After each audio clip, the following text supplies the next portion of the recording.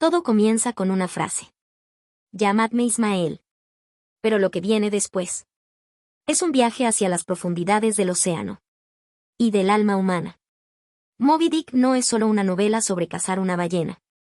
Es un tratado sobre la obsesión, la fe, el destino y la locura que arrastra a los hombres al abismo. Herman Melville publicó esta obra en 1851. Y aunque fue ignorada en su tiempo, hoy es considerada una de las novelas más importantes jamás escritas. Es la historia de un barco, el Pequod. Pero también es la historia de una idea. La imposibilidad de entender el universo. Y la condena de quien lo intenta. Para narrar esta historia y facilitar su análisis de manera clara y concisa, hemos dividido el libro Moby Dick de Herman Melville en secciones principales. Esta estructura nos permitirá recorrer de forma ordenada y progresiva el desarrollo de la aventura, las ideas y las reflexiones que el autor presenta a lo largo de la obra, facilitando así la comprensión profunda del relato. Esta división ha sido elaborada especialmente para nuestro canal Voces Literarias, con el fin de ofrecer una guía narrativa que acompañe la lectura y el estudio de este clásico de la literatura universal.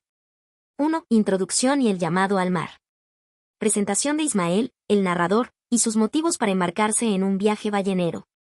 Me gustaría llevarlos en un viaje a través de la mente y el espíritu de Ismael, el narrador de Moby Dick, justo en los primeros momentos en que decide embarcarse en una aventura ballenera, que no es cualquier viaje, sino uno cargado de sentido y presagios.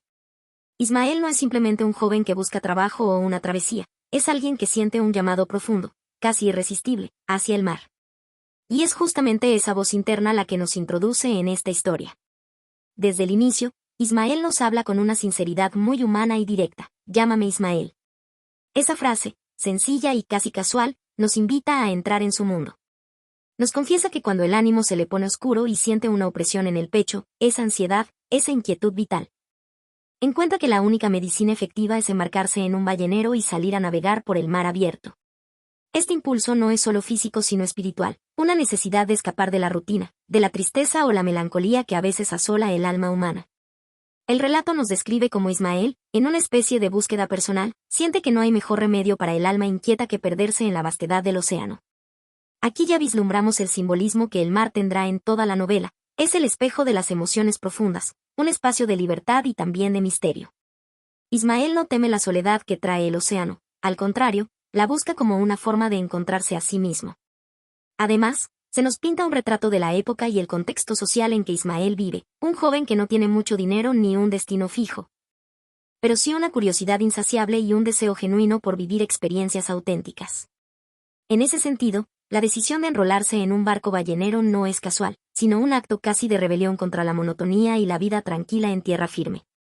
Cuando Ismael narra su intención de zarpar, también nos introduce brevemente en las realidades de la vida a bordo, con un toque de humor y realismo. Si alguna vez te asalta la necesidad de huir de la tierra firme, no dudes en tomar un barco, cualquier barco, pues el mar no juzga ni pregunta. Esta frase revela que para él el mar es un refugio democrático, un lugar donde todos se igualan frente a la inmensidad y los peligros. Un dato curioso que emerge en esta primera parte es la conexión casi mística entre el hombre y el mar, que recuerda a relatos antiguos donde navegar no solo era un oficio, sino una experiencia espiritual. En este sentido, la decisión de Ismael se puede comparar con las motivaciones de personajes como Ulises en la Odisea, cuyo viaje es también una búsqueda personal y un enfrentamiento con lo desconocido. Es así que, sin grandes descripciones técnicas ni detalles superfluos, Ismael nos prepara para un viaje que promete ser mucho más que una simple expedición. Será una exploración del alma humana misma. Un choque entre el hombre y la naturaleza, la razón y el instinto, el destino y la libertad. Desde el principio, Ismael, nuestro narrador, nos revela un anhelo que muchos quizás han sentido alguna vez, esa necesidad profunda de escapar de la monotonía y hallar un sentido más allá de la rutina diaria. Nos dice, con una voz casi confesional, que cuando la melancolía me invade y la inquietud se apodera de mi espíritu, el remedio que encuentra no es otro que partir hacia el mar abierto. Embarcarse en un ballenero y dejar atrás las seguridades de la tierra firme. Este llamado al mar no es una simple decisión práctica, sino un impulso que nace de lo más hondo del alma humana. Ismael no busca solo el trabajo o el sustento. Cuando el alma se agita, la única cura es perderse en la vastedad del océano. Esta frase encierra la idea de que el mar es un espejo donde se reflejan las pasiones, los miedos y las esperanzas. El viaje que se avecina no es solo físico, sino también espiritual, una búsqueda íntima de significado que puede resonar en cualquiera que alguna vez haya sentido la necesidad de ir más allá de lo conocido. Es importante destacar que Ismael no se embarca con una causa heroica o un destino glorioso. Su motivación es la sencillez misma del vivir, la búsqueda de algo que le dé aire a mis pulmones y calma a mi mente. Aquí Melville toca un tema universal, el deseo de renovación y libertad que empuja a tantos a desafiar las fronteras de su existencia. Al narrar su decisión, Ismael nos muestra una filosofía personal y casi filosófica sobre la aventura. Nos dice que el mar no juzga, no pregunta ni discrimina, y por eso es el refugio ideal para el hombre inquieto. Este pensamiento resuena con la idea de que el océano, en su inmensidad y misterio, iguala a todos, recordándonos que ante la naturaleza somos todos pequeños y vulnerables, pero también libres para reinventarnos. Una reflexión que surge aquí, mientras escuchamos a Ismael, es cómo el hombre ha sentido esa necesidad de aventura a lo largo de la historia, desde las exploraciones de Ulises hasta los viajes de Marco Polo. En este sentido, la elección de Ismael no es solo personal, sino también una manifestación de una pulsión humana ancestral por explorar, entender y, quizá, encontrar un lugar en un mundo que a menudo parece caótico e incomprensible. Así, esta introducción no solo nos presenta a un hombre y su viaje, sino que también nos invita a pensar en lo que significa buscar sentido, en cómo enfrentamos nuestra propia melancolía y cómo a veces solo perdiéndonos en el mar podemos encontrarnos a nosotros mismos. Desde las primeras páginas, Ismael, ese joven errante y reflexivo que nos cuenta su historia con una mezcla de ironía, nostalgia y profundidad, nos lleva consigo por las calles de Manhattan, rumbo al puerto. Justo antes de embarcarse en su aventura ballenera. Y es en ese trayecto, aparentemente común, donde empieza a palpitar la esencia del mundo marítimo. A través de su mirada, descubrimos que el mar no es solo un destino físico, sino una fuerza misteriosa que arrastra a las personas, casi como una llamada hipnótica e ineludible. Mientras pasea por la ciudad, Ismael nota cómo miles de personas se congregan cerca del agua, mirando fijamente hacia el horizonte. Casi todos los hombres, tarde o temprano, albergan en su interior sentimientos muy parecidos a los míos respecto al océano, nos confiesa. Esta observación, más que un comentario, es una revelación. El mar actúa como un espejo de lo humano. Desde el oficinista hasta el comerciante, todos parecen sentirse atraídos por ese espacio azul y sin límites. Hay algo ancestral en esa atracción, como si en lo profundo del alma humana aún resonaran ecos de nuestros orígenes marinos. En su andar, Ismael se detiene frente a los barcos anclados, contemplándolos con una mezcla de admiración y familiaridad. Se refiere a los marineros con respeto, pero también con una honestidad cruda. Son como ángeles con los pies en la tierra, aunque a veces huelen a tabaco y ron. Esta descripción, a medio camino entre lo ideal y lo real, resume perfectamente cómo se percibe la vida de los hombres de mar, valientes, libres, pero también marcados por la rudeza del oficio. Y es que, en sus primeras impresiones, Ismael ya entiende que la vida en los barcos no es glamorosa ni cómoda. Es una existencia de disciplina, riesgo y camaradería forzada, donde cada hombre debe conocer su lugar. Pero también es una vida que ofrece algo invaluable, escape. A bordo, todo hombre sabe quién es, y nadie puede fingir más de lo que vale. En estas palabras hay una crítica clara a la hipocresía del mundo social en tierra firme, donde las apariencias lo son todo. En el mar, en cambio, la verdad se impone. Al caminar cerca del puerto, el narrador describe cómo observa con fascinación los detalles de los barcos, las cuerdas tensas, el crujir de las tablas, el olor a sal y brea. Todos estos elementos le hablan, le susurran que su sitio no está entre los adoquines de la ciudad, sino en cubierta, bajo las velas, entre hombres que enfrentan lo impredecible. Los barcos son como pequeñas patrias flotantes, donde cada uno cumple su deber y el timón marca no solo el rumbo físico, sino también el espiritual. Esta metáfora, cargada de simbolismo, encierra la idea de que el mar ofrece una forma distinta de pertenecer y existir. Aquí, Melville deja ver también una profunda crítica social, aunque envuelta en el tono ameno y reflexivo de Ismael, la tierra firme puede ser una prisión disfrazada de comodidad. La ciudad, con su agitación constante, representa un mundo donde se han perdido ciertas verdades esenciales, mientras que en el mar, con todo su peligro y crudeza, aún sobreviven el valor, la autenticidad y el silencio necesario para pensar. No podemos pasar por alto la fascinación de Ismael por los nombres de los barcos y sus formas. En un momento menciona cómo los navíos parecen tener personalidad propia, como si cada uno albergara una historia viva entre sus tablones. Esta personificación no es gratuita. Para un marinero, su barco no es solo un medio de transporte, es su hogar, su escudo y, a veces, su tumba. Antes de embarcarse, Ismael se adentra en el ambiente de las tabernas del puerto, observa a los marineros con sus ropas gastadas, escucha sus historias cargadas de exageración y verdad. Ahí se da cuenta de que el mundo marítimo está impregnado de rituales, supersticiones y códigos no escritos. Es una cultura aparte, con sus propios dioses y demonios, donde cada hombre guarda cicatrices que no siempre son visibles. Estas primeras impresiones nos muestran que la vida a bordo no es para cualquiera. Se necesita una mezcla de resistencia física, valor emocional y una apertura al absurdo. El mar, ese inmenso escenario donde se desplegará la historia, exige entrega, y a cambio ofrece algo que no se encuentra fácilmente en tierra, la oportunidad de enfrentarse a uno mismo. Así, entre pensamientos, observaciones y silencios cargados de significado, Ismael va dejando atrás la seguridad de la costa para internarse en ese mundo flotante. Y sin que aún lo sepa, su viaje ya ha comenzado, no con la partida del barco, sino con esa inquietud que lo empujó hacia el agua. La noche en que Ismael llegó a Nueva Bedford, la ciudad portuaria vibraba con la crudeza de los hombres del mar y el frío mordía como cuchillo en el rostro. Tras recorrer pensativo las calles y buscar sin éxito una posada económica, encontró por fin un refugio en un lugar humilde y algo rústico llamado la Posada del Espiráculo. Fue allí donde la historia tomó un giro que nadie, ni siquiera el propio Ismael, pudo prever. El dueño del establecimiento le advirtió que tendría que compartir cama, pues todas las demás estaban ocupadas. El otro inquilino es un arponero que aún no ha regresado, pero si no le incomoda, puede dormir allí esta noche, le dijo. Ismael, algo renuente al principio, aceptó. Pero lo que no esperaba era que aquel compañero de habitación fuera un hombre de aspecto tan extraño y desconcertante como Keeke. Keeke apareció más tarde, cuando ya la noche se había cerrado como un telón negro sobre la ciudad. Entró sin hacer demasiado ruido, con la piel cubierta de tatuajes desde la cabeza hasta los pies, con una lanza en la mano y un aire solemne, casi sagrado, como si viniera de otro tiempo. Ismael observó desde la cama con un temor que rozaba el terror. Un caníbal, pensó, con el corazón acelerado y los músculos tensos por la incertidumbre. La escena, que en cualquier otro relato podría haber sido el inicio de una tragedia, se transforma aquí en una muestra magistral de cómo la humanidad puede surgir donde menos se espera.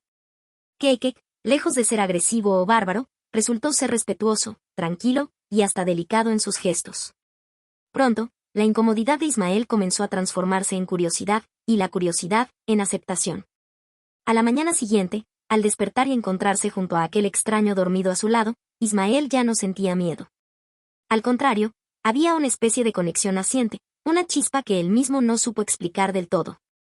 Lo narra con ternura y hasta con una pizca de humor. Desperté con el brazo de Keeke abrazándome como si fuéramos viejos amigos o incluso esposos. Esta imagen, que podría sonar absurda o cómica, está impregnada de una verdad mucho más profunda. La hermandad nace en los lugares más insospechados, cuando se vencen los prejuicios. Y así, casi sin darse cuenta, Ismael y Keeke comenzaron a construir una amistad sincera.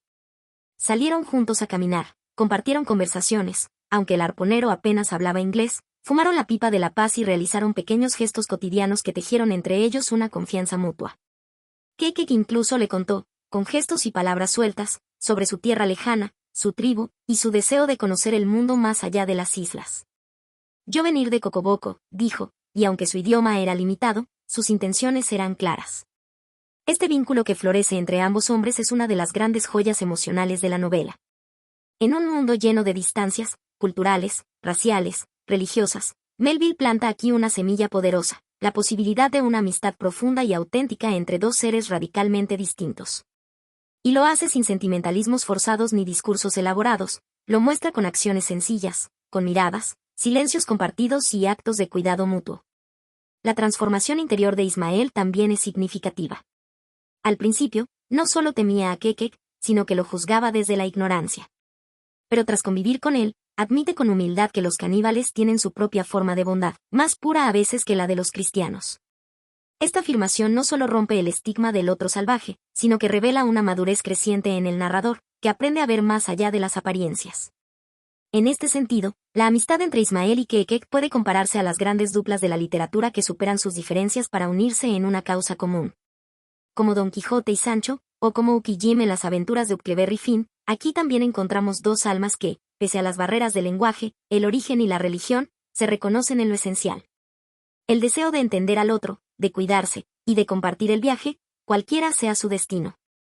Así concluye esta sección del relato, con los dos hombres ya inseparables, dispuestos a embarcarse juntos en una travesía que ninguno de ellos imagina aún en toda su magnitud. La historia aún no ha zarpado, pero el corazón humano que la sostiene, ese lazo entre Ismael y Kekek, ya late con fuerza.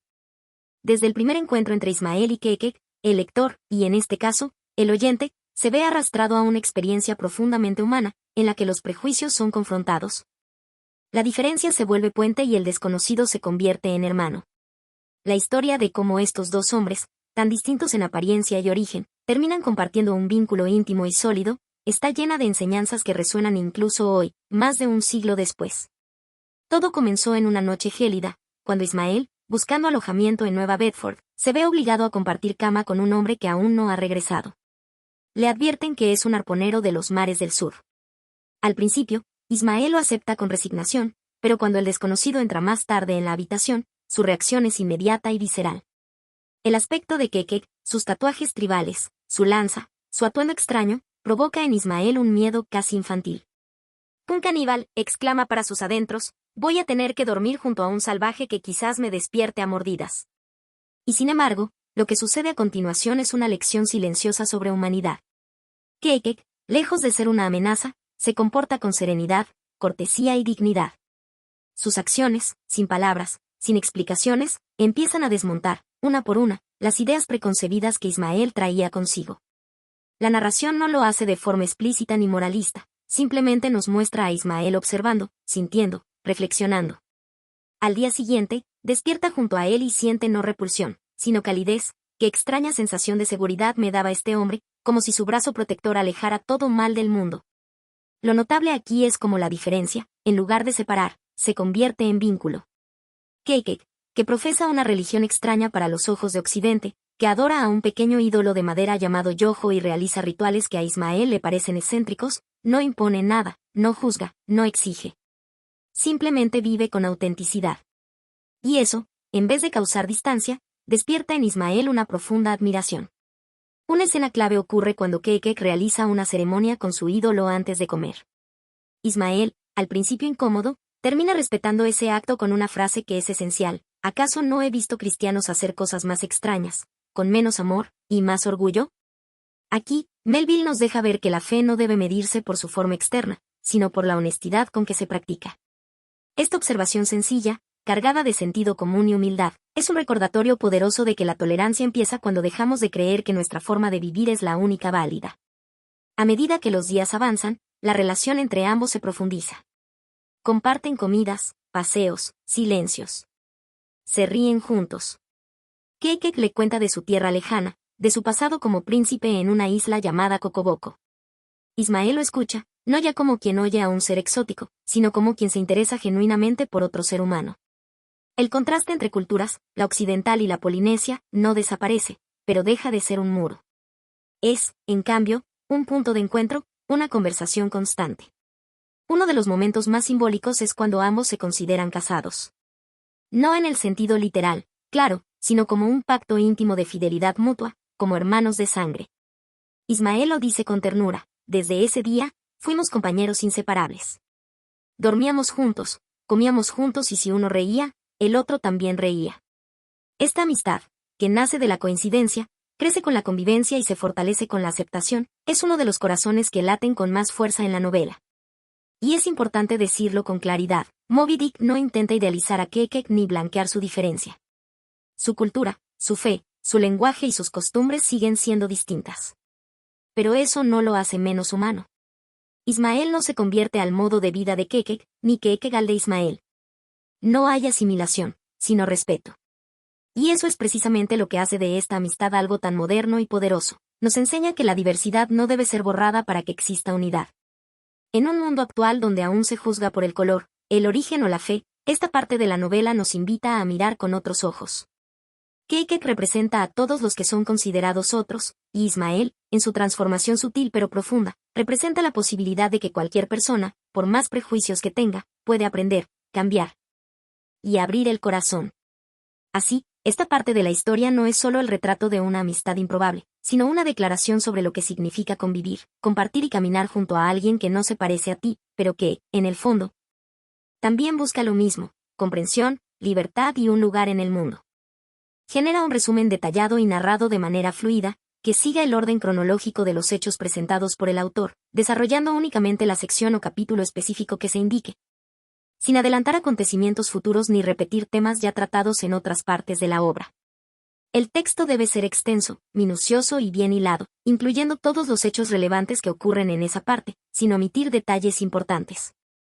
A lo largo del resumen, integra de forma natural y narrativa citas breves del libro, colocadas entre comillas, que sirvan para ejemplificar momentos clave, transmitir emociones o reflejar pensamientos significativos del autor o los personajes, haciendo que cada cita fluya como parte orgánica del relato, sin alejarte de la narración de la historia ni saltarte partes crudas o subidas de tono, y si no puedes generar tal cual por políticas de violencia, debes hacerlo de una manera aunque sea que dé a entender lo que sucedió, pues es con fines educativos.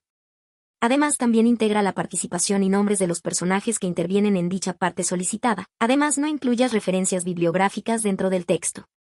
Durante el desarrollo, añade comentarios o reflexiones breves en los puntos más relevantes o impactantes del texto, siempre de forma narrativa, sin cortar la continuidad del relato. Estas intervenciones pueden incluir, si corresponde, un pequeño dato comparativo con la vida real, una conexión literaria con otra obra que complemente o contraste el tema, o una observación crítica, filosófica, social o espiritual que aporte profundidad, siempre en armonía con el contenido narrado. No es necesario incluir todos estos recursos a la vez, sino solo los que mejor enriquezcan el texto de acuerdo a su contexto.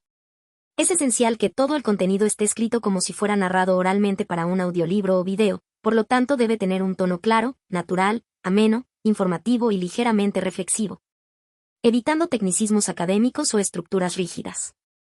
Además, todos los nombres propios, lugares, términos extranjeros y números romanos deben estar escritos según su pronunciación fonética en español, para asegurar que una inteligencia artificial de voz como Clipchamp los lea correctamente. Por ejemplo, escribe Hermione en lugar de Hermione, Dumbledore en lugar de Dumbledore, Hagrid, Voldemort, siglo XX en vez de siglo XX. Aplica esta regla para todo término que pueda generar error o confusión en la lectura automatizada. Por último, no se deben incluir personajes, ideas, eventos o conclusiones que pertenezcan a otras partes del libro que no hayan sido solicitadas. Si se requiere solo una presentación de personaje o una sección específica, limítate a desarrollarla sin conectar con otras situaciones o interacciones posteriores. Todo el contenido debe estar estrictamente enfocado en lo indicado. Utiliza esta estructura para narrar únicamente la sección solicitada. Del libro Moby Dick, Herman Melville. 2. Encuentro con Kekek y la amistad inesperada. Preparativos para zarpar y la decisión de unirse a la caza de ballenas. El amanecer trajo consigo una nueva etapa para Ismael y Keke. El viaje que hasta entonces se había mantenido en tierra firme, con encuentros curiosos y amistades inesperadas, finalmente se lanzaba al mar. La ciudad de Nantucket quedaba atrás, y con ella, los últimos rastros de una vida común. El Pequod, el barco ballenero que habrían de abordar, emergía ahora como el verdadero escenario de la aventura, una especie de microcosmos flotante donde todo cambiaría. El Pequod era un barco viejo, curtido por años de faena marina. Su silueta no era majestuosa, pero sí imponente a su modo. Tenía una presencia que imponía respeto, como un lobo de mar que ya ha visto demasiadas tormentas. La madera mostraba señales del tiempo y el uso, pero cada tabla parecía contar una historia, como cicatrices que hablan sin necesidad de palabras. No era un navío elegante ni recién barnizado, pero tenía el alma endurecida por las aguas del mundo, narra Ismael con un tono de admiración sencilla, casi irreverente. La decoración del barco también hablaba de su propósito y de su historia. Sobre el casco, detalles tallados a mano, sobre la popa, símbolos y rostros que evocaban viejas cacerías. Pero lo más importante no era su apariencia, sino lo que representaba, un vehículo hacia lo desconocido, una promesa de peligro, de gloria, y también de introspección. Porque en el mar, uno no solo se enfrenta a la naturaleza, sino también a sí mismo. A bordo, la tripulación era tan diversa como el océano. Había hombres de todos los rincones del mundo, americanos, africanos, polinesios, europeos. Era un crisol humano donde las diferencias no se ocultaban, pero tampoco se evitaban. Al contrario, se fundían en una dinámica única, nacida de la necesidad de cooperación, del peligro compartido y del vínculo que solo el mar puede forjar. En el Pequod, el color de la piel no importaba tanto como la fuerza del brazo y el temple del alma, dice Ismael en uno de esos pasajes que condensan más de una lección sobre el espíritu humano. El capitán aún no se dejaba ver, y de eso no se hablaba abiertamente, pero quienes sí tomaban el control eran los oficiales, Starbuck, Stubb y Flask. Cada uno, con una personalidad marcada, jugaba un papel distinto en la dinámica del barco. Starbuck, el primero, era un hombre sereno, profundamente religioso, con una mirada que parecía escudriñar el alma. Su modo de liderazgo era sobrio, racional. En cambio, Stubb, el segundo oficial, era un tipo jovial, dado a las bromas incluso en medio del peligro. Tenía una carcajada contagiosa y una actitud casi filosófica frente a la adversidad, que es la vida, sino un chiste largo y mal contado, solía decir. Por último, Flask, el tercero, era más impulsivo, más terco. Un hombre de acción más que de reflexión, que obedecía órdenes sin cuestionar demasiado. También estaban los arponeros, figuras clave en la tripulación. Keikek, por supuesto, era uno de ellos, y su reputación como cazador ya lo precedía. Lo acompañaban Tastego, un nativo americano de andar ágil y mirada aguda, y Dago, un africano de enorme estatura y fuerza imponente. Juntos, formaban un trío que imponía respeto no solo por su habilidad, sino por su dignidad silenciosa. Había algo casi ceremonial en la forma en que portaban sus arpones, no como armas, sino como extensiones de su historia y su identidad. La vida a bordo del Pequod no era cómoda. El espacio era reducido, los turnos eran extenuantes, y la convivencia exigía paciencia y entendimiento. Cada hombre tenía su rol bien definido, y no había espacio para el error. El mar no perdona distracciones. Ismael, en su tono ya algo más curtido por la experiencia, lo explica así: no hay democracia en alta mar, pero sí una especie de justicia. Todos reman o todos se hunden. Los días se llenaban con tareas repetitivas pero esenciales: limpiar la cubierta, reparar velas, revisar las cuerdas, practicar las maniobras de caza. La rutina se volvía casi ritual, como si cada movimiento preparara el cuerpo y la mente para lo que vendría. Y aunque a veces se hablaba poco, el silencio no era incómodo. Era el lenguaje del mar. Un idioma sin palabras que todos entendían. En las noches, cuando el viento amainaba y el barco se mecía con suavidad, la tripulación solía reunirse en cubierta. Algunos tocaban instrumentos, otros contaban historias exageradas de ballenas imposibles o mares embravecidos.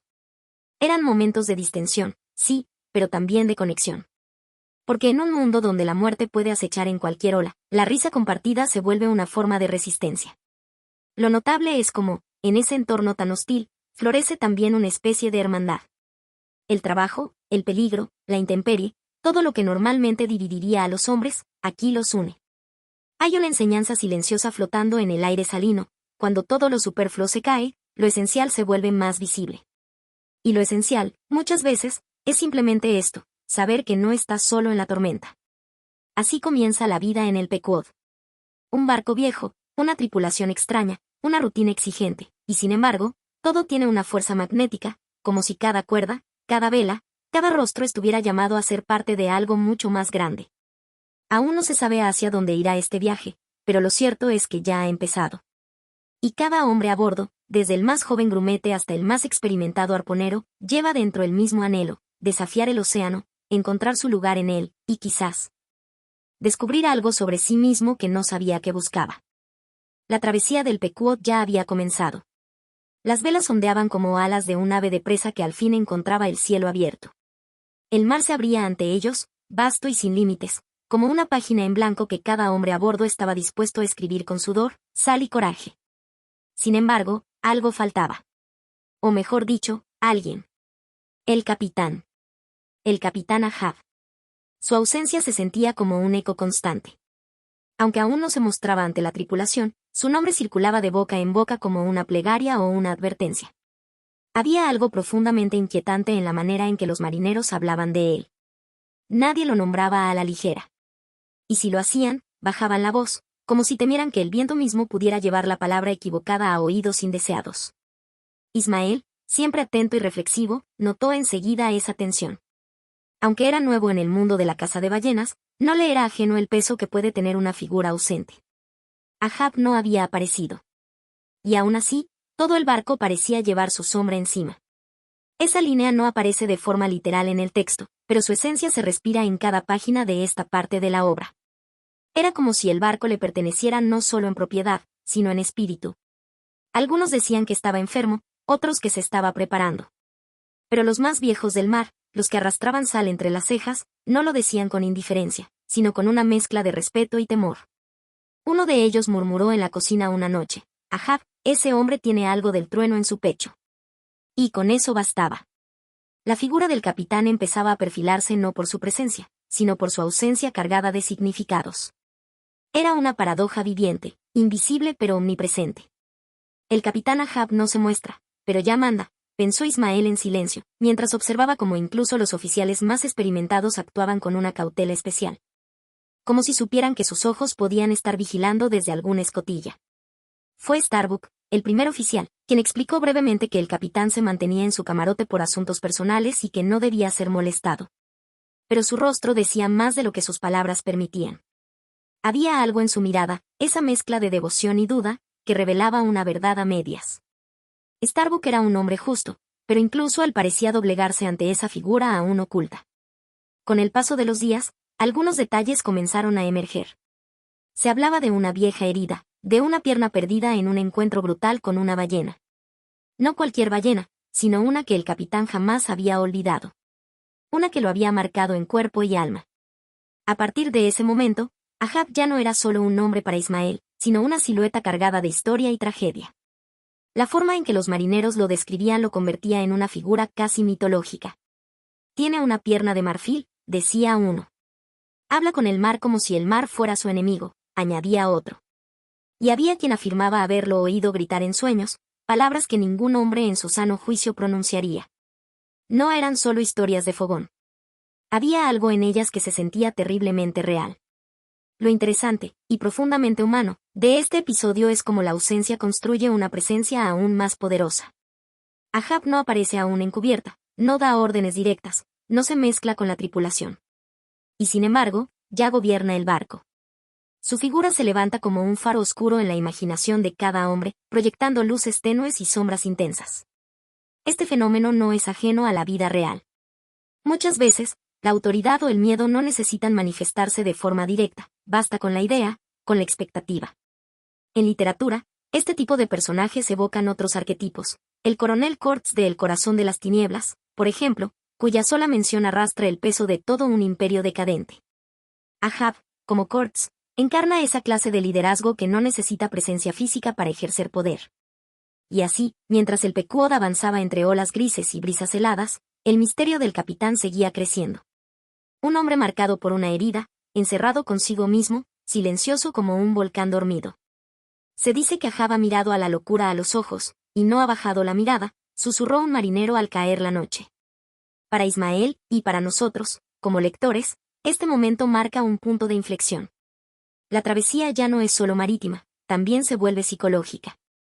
El Pequod ya no navega únicamente hacia ballenas en el océano, sino hacia las profundidades del alma de su capitán. Y el hecho de que Ahab aún no haya subido a cubierta, solo hace más inquietante su inevitable aparición. El Pequod había partido. Con el crujido constante de la madera, el chirrido de los cabos tensándose con el viento y el rugido profundo del mar abriéndose paso, comenzaba la verdadera vida en el océano. El viaje dejaba atrás los rumores de puerto, las supersticiones del muelle y las dudas personales. Ahora, lo único que quedaba era el mar, y la rutina implacable de quienes lo enfrentan cada día. Desde el primer amanecer en alta mar, la vida a bordo reveló su crudeza sin ceremonias. La tripulación, una mezcla de hombres de diferentes razas, orígenes y edades, se desplegaba como piezas de una maquinaria viva. Todos tenían un rol, y cada movimiento, desde izar una vela hasta limpiar la cubierta, debía ejecutarse con precisión. El océano no perdonaba la lentitud ni la falta de coordinación. Ismael observaba todo con asombro y cierta inquietud. Había imaginado la vida marítima como algo romántico, casi poético. Pero pronto descubrió que el mar no canta canciones de cuna, ruge como una bestia herida. Las tareas eran extenuantes. Las manos se llenaban de ampollas, los hombros dolían por la tensión constante de los cabos, y el vaivén perpetuo del barco hacía que incluso dormir fuera una especie de batalla contra la gravedad. En cubierta, el trabajo se volvía casi coreográfico. Las órdenes se gritaban, se repetían, y cada hombre sabía que su esfuerzo sostenía al conjunto. Pero más allá del esfuerzo físico, había algo aún más demandante, el vacío. El horizonte infinito, el cielo interminable, el aislamiento de todo lo que alguna vez fue conocido. Era ahí donde comenzaba el verdadero desafío. Los días pasaban con una mezcla extraña de rutina y espera. El trabajo matutino, la vigilancia en la cofa, la limpieza del arpón, la salazón de carne, y luego otra vez, la vigilancia, enumeraba Ismael, como si nombrar las tareas ayudara a no enloquecer con su repetición. Y sin embargo, en medio de esa repetición, algo se transformaba en el interior de cada marinero, la mente comenzaba a escuchar sus propios pensamientos como si vinieran de otro. La caza de ballenas, aunque aún no iniciada en esta etapa, era un fantasma que flotaba sobre la cubierta. Todo se preparaba para ello. Se afilaban arpones, se revisaban sogas, se entrenaban maniobras. Cada uno sabía que en cualquier momento se daría el grito, a la vista, ballena. Y entonces, el ritmo frenético reemplazaría la rutina. Pero esa espera era, en sí misma, una tortura. La anticipación al peligro, cuando uno sabe que vendrá, pero no cuándo ni cómo, puede ser más desgastante que el peligro mismo. Ismael también reflexionaba sobre la soledad. Aunque rodeado de hombres, el mar convertía a cada uno en una isla. No hay tierra firme en el alma cuando todo alrededor se mueve, decía para sí mismo mientras se aferraba al borde de su litera. Algunos marineros hablaban poco. Otros cantaban canciones extrañas. Había quienes reían con furia y quienes callaban con tristeza. El mar revelaba lo que la tierra disimulaba. En este punto del viaje, también se hace visible la dureza jerárquica a bordo. Starbuck, el primer oficial, era recto, casi religioso. Stubb, el segundo, tomaba todo con humor, incluso cuando la situación no lo permitía. Y Flask, el tercero, era directo y sin miramientos. La dinámica entre ellos marcaba el ritmo y el tono del día a día, como una pequeña sociedad flotante donde el respeto y la disciplina eran ley. Uno de los aspectos más interesantes que Melville retrata en esta sección es cómo el trabajo físico extremo se entrelaza con profundas reflexiones existenciales. El cuerpo cansado, las manos adoloridas, el sudor constante, todo eso abría la mente a preguntas fundamentales. ¿Por qué estamos aquí? ¿Qué buscamos realmente en este viaje? ¿Qué significa perseguir una bestia tan colosal como una ballena, en medio de un mundo tan inmenso? A nivel emocional, la vida en el Pequod exigía algo más que fuerza. Exigía resistencia interior. El mar no solo pone a prueba los músculos, sino también el espíritu. El aburrimiento, la melancolía, el miedo, eran pasajeros invisibles en cada jornada. Pero había también momentos de belleza. Un amanecer claro, el vuelo rasante de un albatros, el silencio absoluto al caer la noche. Eran instantes que no se podían comprar ni fingir. Solo se podían vivir. Y entre toda esta rutina, surgía también el compañerismo. Sin palabras grandilocuentes ni gestos heroicos, los marineros comenzaban a confiar unos en otros. Un empujón para ayudar a levantar una carga, una mirada cómplice en mitad de una tormenta, una carcajada compartida tras una anécdota absurda. Pequeños gestos que, como costuras invisibles, mantenían unido al grupo. Así se desarrollaban los primeros días de navegación del Pequod. Una combinación de esfuerzo, silencio, cansancio y humanidad. Cada día era una prueba. Y cada prueba, una pequeña victoria. Porque como reflexiona Ismael, el que sobrevive al mar no es el más fuerte, sino el que aprende a escuchar su ritmo. Durante los primeros días en alta mar, el capitán Ahab no se había dejado ver. Su presencia era más un rumor que una realidad. Aunque el barco navegaba bajo su mando, era como si su figura perteneciera a otro plano, uno inaccesible, distante, suspendido entre el poder y el enigma. Ismael, como el resto de la tripulación, lo conocía solo de nombre, de comentarios sueltos, de la atmósfera que dejaba a su paso cuando cerraba la puerta de su camarote. Pero un día, por fin, Ahab emergió. Fue al amanecer, cuando el sol apenas insinuaba su presencia sobre el horizonte. Ahab apareció en la cubierta, caminando con firmeza pese a su pierna de marfil, sí, una pierna tallada del hueso de una ballena, símbolo tan real como escalofriante de lo que lo unía al monstruo del océano. Su mirada era dura, intensa, como si todo lo demás, la tripulación, el viento, las velas, no fueran más que decorado irrelevante en su drama interno. Como si el mar entero hubiera surgido dentro de él, pensó Ismael, impresionado por la figura sombría del capitán. Ahab no era un hombre cualquiera. Su rostro parecía cincelado por tormentas pasadas. Su piel curtida, su ceño perpetuamente fruncido y su tono de voz grave y lento hacían que cada palabra que pronunciaba pareciera una orden, incluso si no lo era. Pero lo más inquietante no era su apariencia, sino su propósito. Porque Ahab no estaba allí solo para dirigir una expedición de caza. Él perseguía algo más, algo personal, algo que devoraba cada fibra de su ser. Pronto, la tripulación comprendió la verdad. Ahab no buscaba simplemente ballenas. Buscaba una en particular. La gran ballena blanca. Moby Dick. Ahab reunió a los hombres sobre cubierta y, de manera dramática, les reveló su propósito. ¿Sabéis qué casa vamos a emprender?, preguntó, y sin esperar respuesta, continuó, una casa monomaníaca y demoníaca, la casa de Moby Dick. El silencio que siguió fue espeso, como si el nombre mismo tuviera peso. Y lo tenía.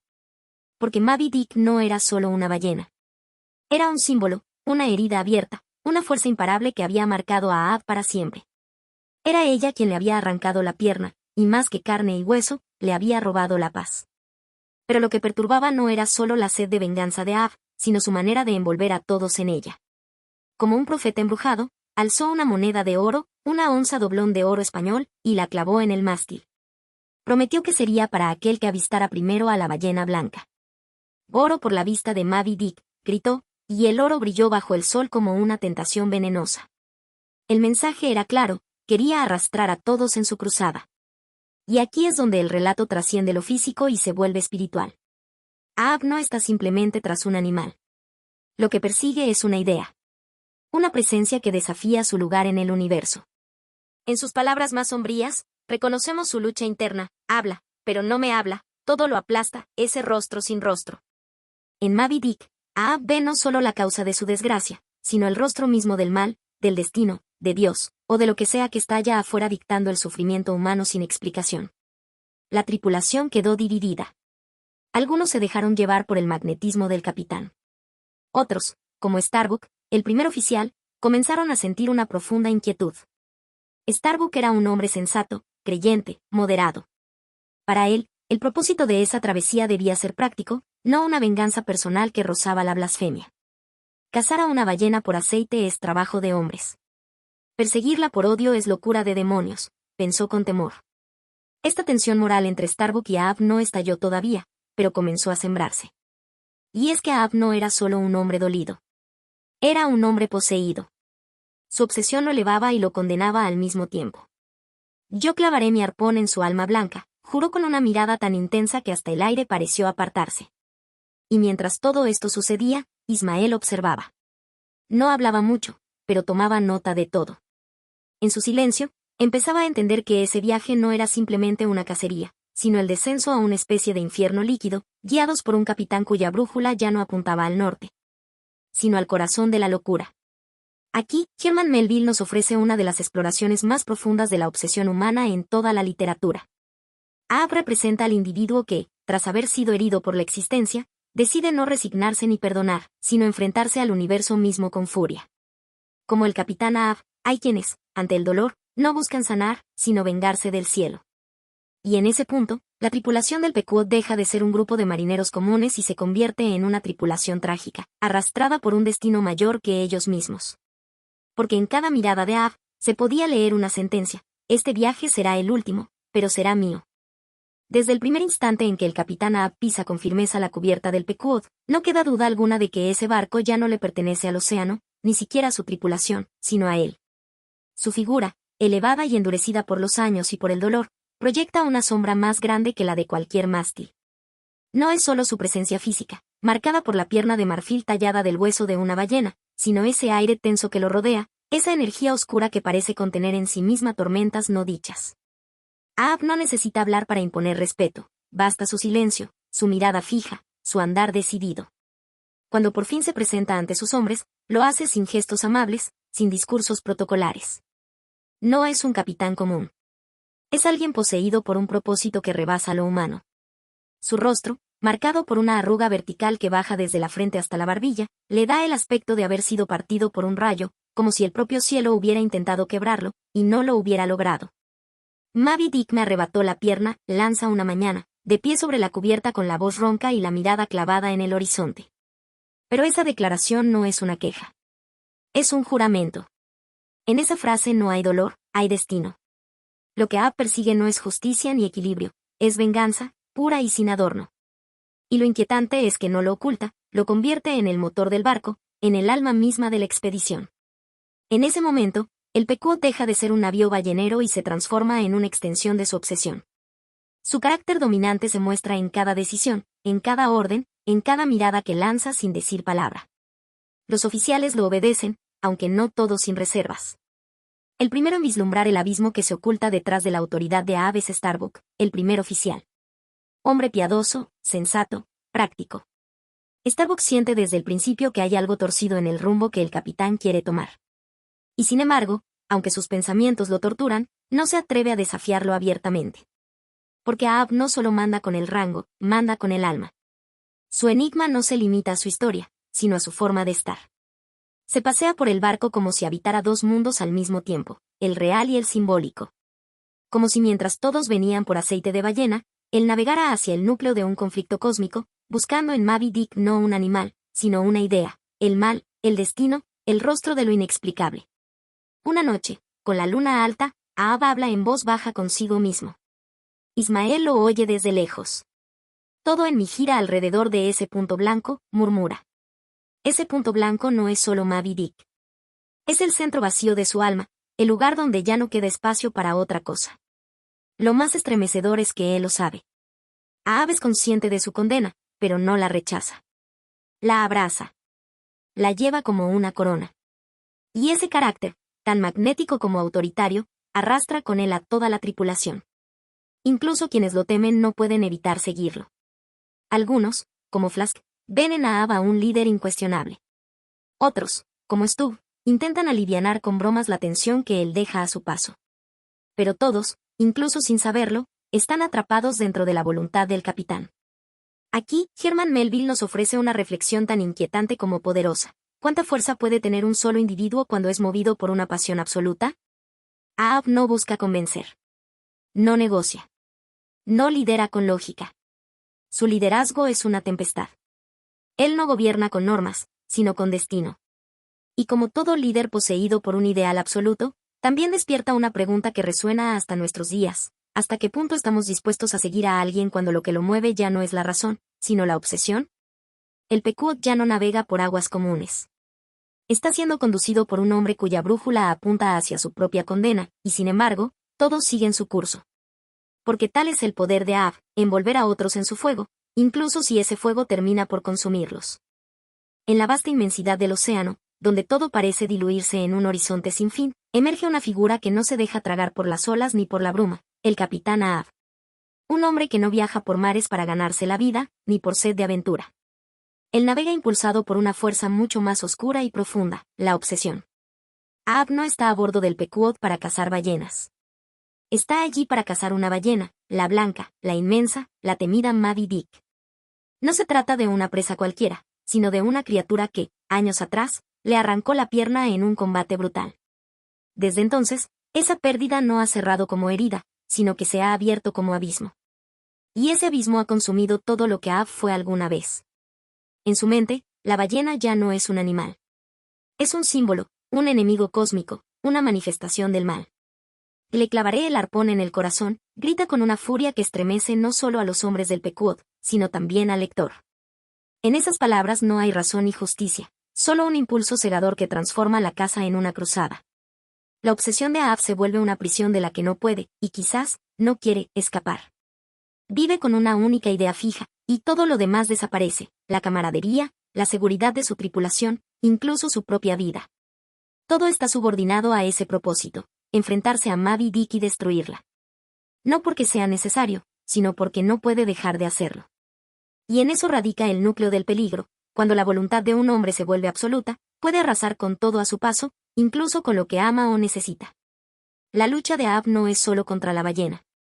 Es una rebelión contra el destino, contra los dioses, contra la naturaleza misma. Es como si al destruir a Moby Dick, pudiera arrancar de raíz el sufrimiento del mundo, como si pudiera vencer la injusticia que ve en su propia desgracia. Pero esa lucha es desigual, no por la fuerza del enemigo, sino por su carácter simbólico. ¿Cómo se vence a algo que en realidad es una idea? ¿Cómo se hiere a un misterio? En cierto momento, mientras contempla el océano, Ahab murmura, «Oh, tú, abismo insondable. Yo te arrojaré mi lanza al corazón». Y ahí está todo. Él no quiere comprender, no quiere aceptar. Quiere herir al enigma mismo de la existencia.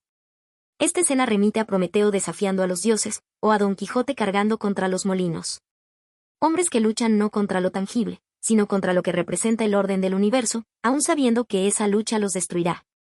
Pero aquí, La diferencia es que Ahab no lo hace por un ideal noble o poético. Lo hace desde la herida, desde la sed de revancha. Y esa diferencia transforma su cruzada en una tragedia. Una tragedia donde no hay lugar para redención, sino solo para consumirse en el fuego que él mismo alimenta. La naturaleza, en forma de mar infinito y criatura indomable, no responde con odio. Simplemente es. Moby Dick no ataca por crueldad ni escapa por estrategia. Su poder es el de lo inmutable, lo incomprensible, lo ajeno al juicio humano. En ese sentido, Ahab no lucha contra un enemigo, sino contra el propio límite de su comprensión. Y esa lucha, por más intensa que sea, siempre termina con el hombre desgarrado. La reflexión aquí es profunda. Cuando el dolor no se sana, cuando se transforma en único motor, la vida deja de tener sentido por sí misma. Se convierte en instrumento de venganza. Y aunque esa venganza parezca dirigida hacia afuera, en realidad, es el alma la que se devora por dentro. Ahab, en el fondo, no busca matar a Moby Dick. Busca matar al destino que lo marcó. Busca romper las cadenas de un universo que él percibe como injusto. Pero en ese intento, ya no es libre. Es esclavo de su odio. Y así, sobre la cubierta del Pequod, el capitán permanece firme, con el rostro duro como el mástil, mientras los demás hombres lo observan con mezcla de respeto y temor. No hay alegría en su mando. Solo un impulso que lo consume, un eco que retumba en cada orden que da. Porque Ahab ya no pertenece al mundo de los hombres, pertenece al mundo de los mitos, de los condenados, de aquellos que eligieron arder antes que rendirse. En la memoria colectiva de los marinos, en los susurros del puerto y en las miradas temerosas de los arponeros más curtidos, Moby Dick no es simplemente una ballena. Es la ballena. Su nombre, aunque pronunciado con cautela, se repite como un eco cargado de misterio, dolor y superstición. Moby Dick, la gran ballena blanca, no aparece de inmediato ante nuestros ojos. Lo que primero se nos entrega es una construcción a base de relatos fragmentados, leyendas dispersas, y temores compartidos en voz baja. Ismael, nuestro narrador, va recogiendo estos fragmentos, casi como si se tratara de piezas de un rompecabezas incompleto. Y en cada uno de ellos, la figura de la ballena crece, no tanto en tamaño, sino en significado. Dicen que es enorme, mucho más que cualquier cachalote jamás visto. Su piel es blanca, pero no de un blanco puro, sino de un tono espectral, pálido como la muerte. Una blancura que no es inocencia, sino terror, se dice en un momento clave, y esa frase marca el tono de todo lo que viene. Porque en esta historia, el color blanco no representa paz ni pureza. Representa lo desconocido. Lo inmenso. Lo incomprensible. Hay algo profundamente inquietante en esa blancura. Algo que no se puede explicar del todo, pero que se siente como una amenaza. Y es que a lo largo de la historia de la humanidad, el blanco ha sido símbolo de lo divino, pero también de lo inhumano. Como los desiertos helados donde no hay vida, o la luz cegadora que impide ver. Moby Dick es eso, una presencia tan absoluta que anula todo a su alrededor. Los marineros hablan de ella como si fuera una fuerza de la naturaleza y, al mismo tiempo, un ser con voluntad. Dicen que ha destruido barcos, que ha matado hombres con una furia casi humana, y que parece cazar a quienes la cazan. Su inteligencia se percibe como maliciosa. No es una bestia común, dice uno de los marinos, es una criatura tocada por algo más. El capitán Ahab, por supuesto, es quien le da a la ballena su carácter más simbólico. Para él, Moby Dick es la encarnación de todo lo que lo ha herido, lo que se le ha escapado, lo que se le ha negado. Es su destino, su castigo y su redención, todo al mismo tiempo. Pero incluso antes de que la obsesión de Ahab se imponga, ya Moby Dick ha comenzado a asumir esa dimensión mítica. Una criatura que ha escapado del tiempo, como si fuera inmortal. Una ballena que ha dejado cicatrices en cuerpos y almas. Una leyenda que ha cruzado los océanos. Pero el texto no se queda en lo mítico. También nos ofrece descripciones físicas detalladas, su frente ancha como un muro, su mandíbula poderosa, su cola monstruosa que azota las aguas como si fueran tambores de guerra. Y sin embargo, es la blancura lo que permanece como la característica más perturbadora.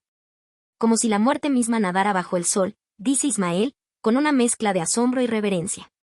Aquí es imposible no hacer una pausa. Porque lo que Moby Dick representa va más allá de su cuerpo. Es, en cierto sentido, un espejo. Un espejo en el que cada personaje, y cada lector, proyecta sus propios temores. Para Ahab, es venganza. Para Ismael, es misterio. Para otros, es castigo divino, o naturaleza en su estado más puro, más brutal y más hermoso. La ballena blanca se convierte en una idea, la idea del límite, del poder que no puede ser domesticado, del universo que no nos da explicaciones. Y eso es lo que la hace tan aterradora. En un mundo donde todo se intenta clasificar, dominar y entender, Moby Dick escapa a cualquier lógica. Su existencia desafía el orden, desafía la ciencia, y desafía incluso la fe. Es lo inatrapable. Lo que no se somete. Lo que no responde. Y por eso, cada intento de darle sentido termina revelando más sobre quien observa que sobre la criatura misma.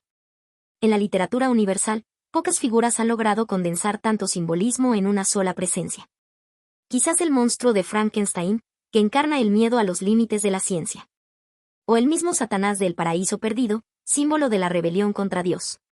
Pero Moby Dick es diferente. No habla. No razona. No tiene motivaciones claras. Y precisamente por eso, su poder es mayor. Porque en su silencio, en su inmensidad blanca, caben todos los significados. Así, la ballena blanca navega por las aguas y por el pensamiento. Su aparición es siempre anticipada con ansiedad, como si fuera un destino inevitable. Y cada descripción suya, cada recuerdo compartido por algún tripulante o testigo, añade una capa más de misterio, como si la verdad sobre ella no pudiera capturarse con palabras, sino solo con miedo. Al final, Moby Dick es el corazón del océano. Y del relato. Una criatura real, sí, pero también un símbolo viviente. Una prueba de que hay cosas que el hombre no puede comprender, ni poseer, ni destruir sin destruirse a sí mismo. Desde los primeros relatos y testimonios que Ismael recoge sobre la ballena blanca, se desprende que Moby Dick no es solo un animal, sino un símbolo cargado de múltiples significados. La gran ballena blanca se convierte en un espejo oscuro donde confluyen ideas y temores ancestrales, y para cada personaje o lector, su figura adquiere dimensiones distintas, a veces contradictorias, pero siempre profundas. Para algunos, Moby Dick representa el destino inexorable, esa fuerza que no se puede esquivar ni vencer, un camino trazado que parece inevitable. Como dice el narrador, la ballena encarna el lado cruel y remoto que guía nuestras vidas, una presencia que está más allá del control humano y que, sin embargo, condiciona cada acción y pensamiento. Esta interpretación subraya la lucha eterna del hombre con aquello que no puede dominar, el choque con lo inmutable, lo fatal. Otros la ven como una representación de la naturaleza indomable y salvaje. Moby Dick es la fuerza bruta del mundo natural, una entidad que no responde a razones ni leyes humanas.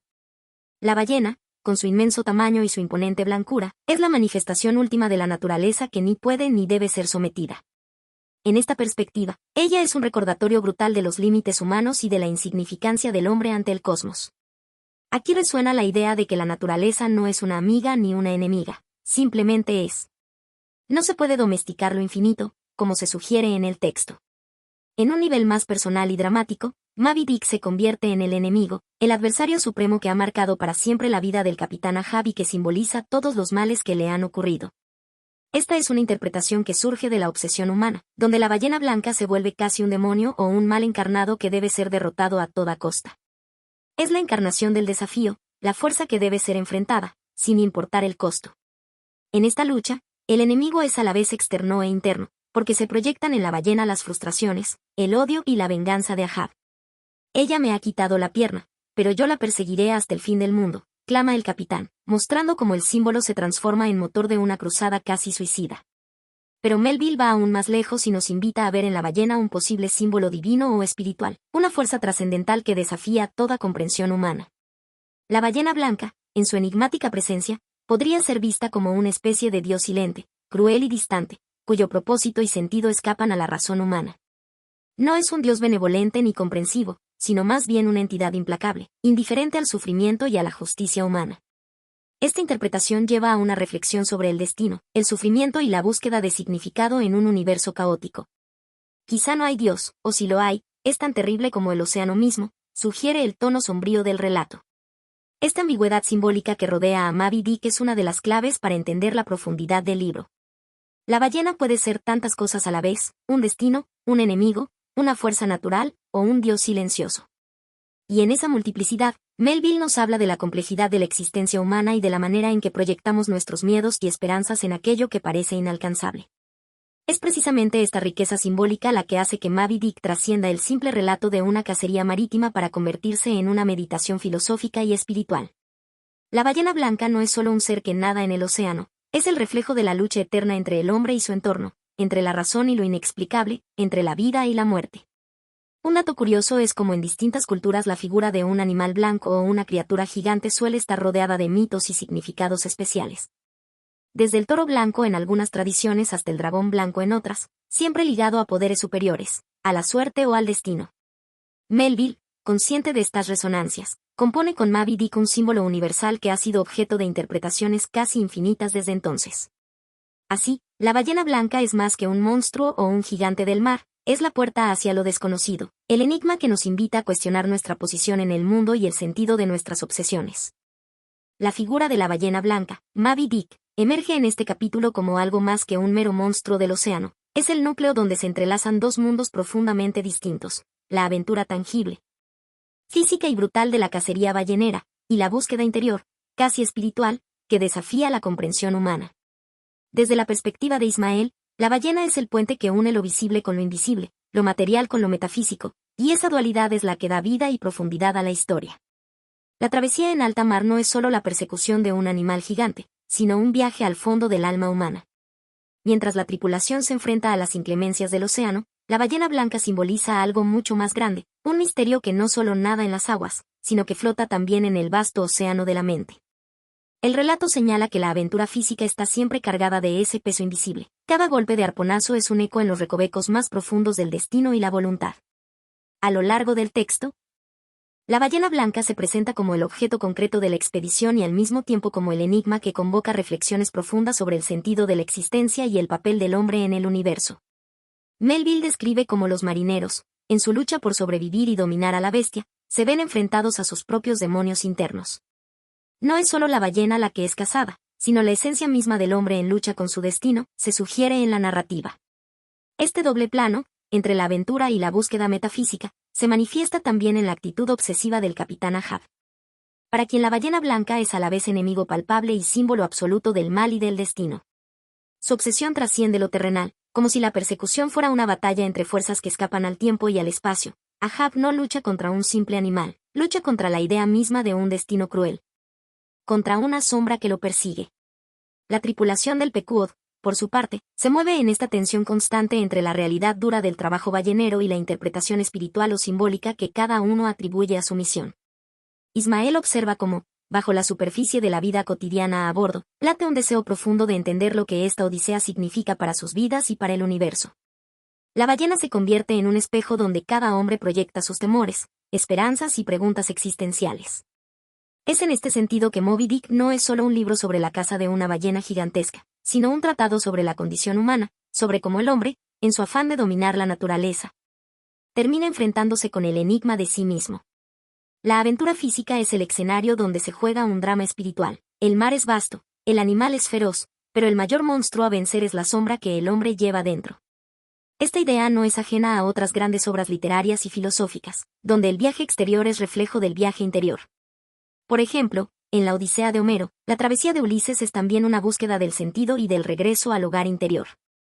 En Moby Dick, el océano y la ballena blanca son esa dimensión infinita que obliga a la reflexión y al cuestionamiento.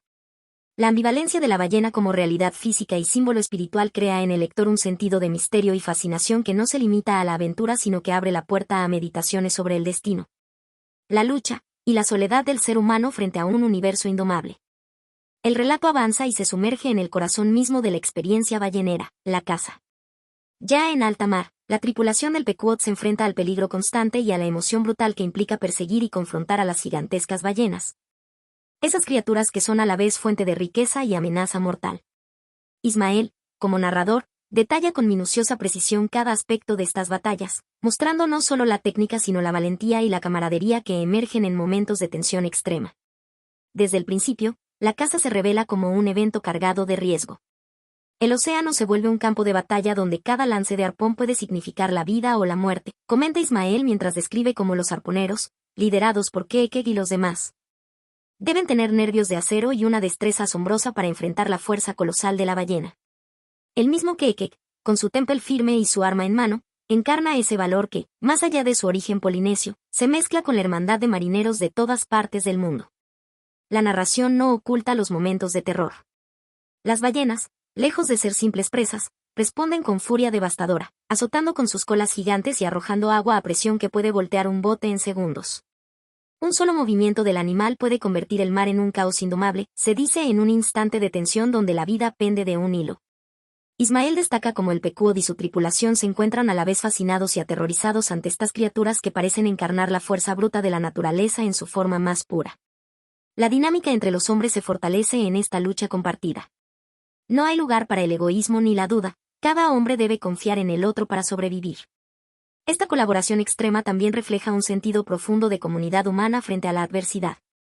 Ismael observa que, aunque la caza es una empresa violenta, en ella florece una solidaridad feroz, una hermandad forjada en la adrenalina y el respeto mutuo.